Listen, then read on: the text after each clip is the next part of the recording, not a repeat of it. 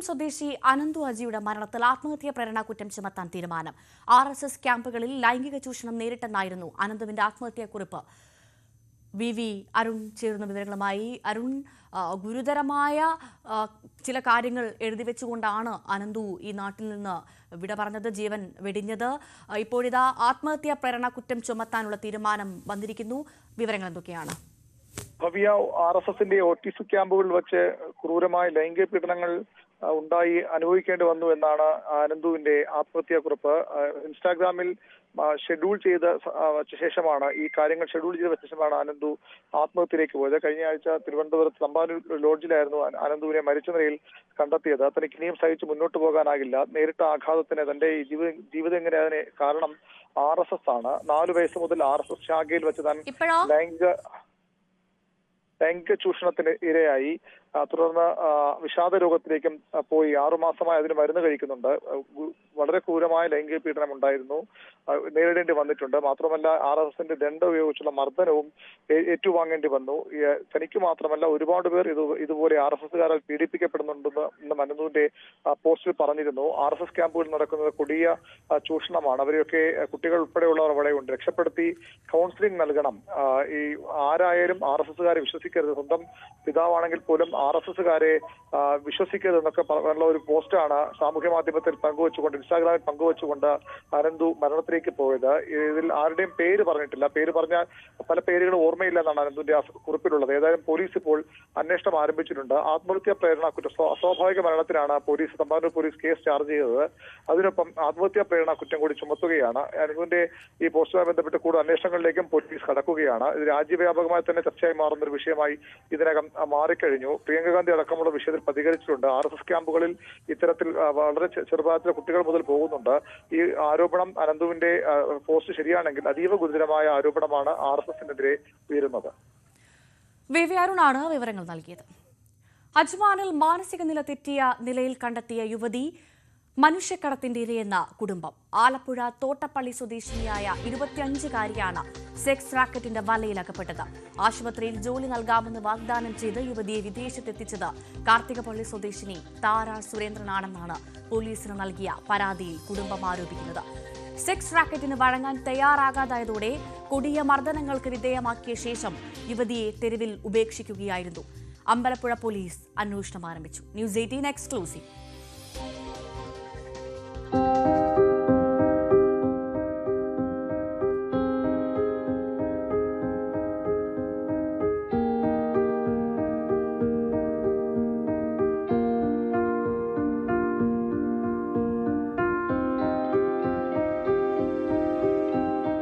ചെറുപ്രായത്തിൽ തന്നെ ഭർത്താവ് ഉപേക്ഷിച്ച യുവതി. ഈ കാണുന്ന വീട്ടിലാണ് കഴിഞ്ഞ മെയ് മാസം വരെ കുഞ്ഞുമായി അവർ താമസിച്ചത്. കയറിക്കിടക്കാൻ ഒരു വീടും കുഞ്ഞിന്റെ വിദ്യാഭ്യാസവും ലക്ഷ്യം വെച്ചാണ് 40,000 രൂപ ശമ്പളം നൽകാമെന്ന താരയുടെ വാഗ്ദാനത്തിൽ അജ്മാനിലേക്ക് 25-കാരി വിമാനം കയറുന്നത്. കൂലിപ്പണിക്കാരായ രക്ഷിതാക്കൾ വിസ ചെലവിനായി 2 ലക്ഷം രൂപയും താരയ്ക്ക് നൽകിയതായി പറയുന്നു. ആശുപത്രിയിൽ ക്ലീനിംഗ് ജോലിയായിരുന്നു വാഗ്ദാനം ചെയ്തത്. ഗൾഫിലെത്തിയതോടെയാണ് യുവതി കെണിയിലകപ്പെട്ടെന്ന് മനസ്സിലാക്കുന്നത്. ഇപ്പം മെയ് 6-ാം തീയതിയാണ് അജ്മാനിലേക്ക് രാത്രി 9:30-ക്കായിരുന്നു ഫ്ലൈറ്റ്. 12:30 അവിടെ എത്തിയെന്നും പറഞ്ഞ് അച്ഛൻ്റെ സിസ്റ്ററിന് മെസ്സേജ് അയച്ചിട്ടുണ്ടായിരുന്നു. ഞാൻ അവിടെ എത്തിയപ്പോൾ രാവിലെ വീട്ടിലോട്ട് വിളിച്ചോളാന്ന് പറയണേന്ന് പറഞ്ഞ് അങ്ങനെ മെസ്സേജ് ഇട്ടിട്ടുണ്ടായിരുന്നു. 2 തവണ വിദേശത്തേക്ക് പോയിട്ടുണ്ടല്ലേ?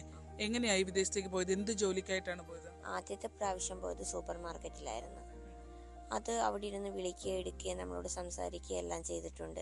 പക്ഷേ ഈ പോയ പ്രാവശ്യത്തെ നമ്മളെ വിളിച്ചിട്ടോ സംസാരിച്ചിട്ടോ അപൂർവം മാത്രമേ നമ്മളോട് സംസാരിക്കുകയോ എടുക്കുകയോ ചെയ്തിട്ടുള്ളൂ. ഈ രണ്ടാമത് പോയതിനു ശേഷം അല്ലേ? അപ്പോൾ ഈ രണ്ടാമത് പോകാനുള്ള ഒരു സാഹചര്യം ഒരുങ്ങിയത് എങ്ങനെയായിരുന്നു? അവൾക്ക് കുറച്ച് കടങ്ങളും കാര്യങ്ങളും ഉണ്ടായിരുന്നു. അവളെ കുഞ്ഞിനെയും കൊണ്ട് ഈ വീട്ടിലായിരുന്നു താമസിച്ചുകൊണ്ടിരുന്നത്. അപ്പോൾ അവൾക്കൊരു വീട് വെക്കണമെന്നുള്ള ലക്ഷ്യവും പിന്നെ കടങ്ങളും കാര്യങ്ങളും ഉണ്ടായിരുന്നു. അത് വീട്ടണം, അവളുടെ മോളെ നല്ല രീതിയിൽ വളർത്തണം എന്നൊരു ലക്ഷ്യത്തോടു കൂടിയാണ് അവള് പോകാൻ ഒരുങ്ങിയത്. അപ്പോൾ ഇവിടുന്ന് കൊണ്ടുപോകുന്നത് നേരത്തെ പറഞ്ഞ സ്ത്രീയാണോ? താര തന്നെയായിരുന്നു ആദ്യം കൊണ്ടുപോയതും. സൂപ്പർ മാർക്കറ്റിലേക്കുള്ള ഇത് സൂപ്പർ മാർക്കറ്റിൽ കഴിഞ്ഞപ്പോൾ നാട്ടിൽ വന്നു. പിന്നെയും താര വിളിച്ചിട്ടാണ് എൻ്റെ കുട്ടി പോകുന്നത്. ഈ താര എങ്ങനെയാ പരിചയം? അവള് മൈക്രോ ഫിനാൻസ് വർക്ക് ചെയ്തുകൊണ്ടിരുന്നപ്പം അവിടെ ലോൺ ചെയ്യാൻ പോയി, അങ്ങനെയുള്ള പരിചയമാണ്. ഈ താര അവിടെ ലോൺ എടുക്കാൻ വന്നിരുന്നു? താരയെ ലോൺ ചെയ്യാനായിട്ട് അവൾ അവിടെ പോയിട്ടുണ്ടായിരുന്നു. താരയുടെ ഭർത്താവിൻ്റെ വീട്ടിലും താരയുടെ വീട്ടിലും പോയിട്ടുണ്ടായിരുന്നു. താര എന്ത് പറഞ്ഞാണ് അനിയത്തി പരിചയപ്പെടുന്നത്? നേരത്തെ ഇവർ കിണിയുടെ കടയിൽ നിന്നുള്ള പരിചയം ഉണ്ടായിരുന്നു. അത് കഴിഞ്ഞ് പിന്നെ പരിചയപ്പെടുന്നത് ഈ ലോണിൻ്റെ SKSന്റെ ലോണിൻ്റെ ചെയ്യാൻ പോയപ്പോൾ അങ്ങനെയുള്ള പരിചയമായിരുന്നു. വീട്ടിലേക്ക് വീഡിയോ കോൾ ചെയ്യാനോ വിവരങ്ങൾ പങ്കുവെക്കാനോ അനുവദിച്ചിരുന്നില്ല. ഒടുവിൽ വീട്ടുകാരെ ബന്ധപ്പെട്ടപ്പോൾ മാനസിക നില തകർന്ന അവസ്ഥയിലായി. മർദ്ദനമേറ്റ് മുഖം വീങ്ങിയിരുന്നെന്നും സഹോദരി പറയുന്നു. മുടി തലയിൽ നിന്ന് വടിച്ചു മാറ്റി.